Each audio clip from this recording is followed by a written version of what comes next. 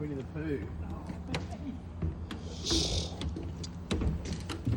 Which aircraft looks like Winnie the Pooh? The stuffed toy in the aircraft. Oh. You gonna do it?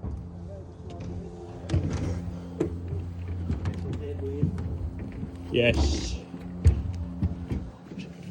Right, And here's the back. This is the Connie, short for Constellation, which is the official name. There's another one flying in America now, but it's the earlier model. This is the 1049, the one in America is the 749. Whoa. That was Douglas. Douglas was first made after the command of the US forces in Tourist class. And then we got first class. Whoop, whoop, whoop, whoop, whoop.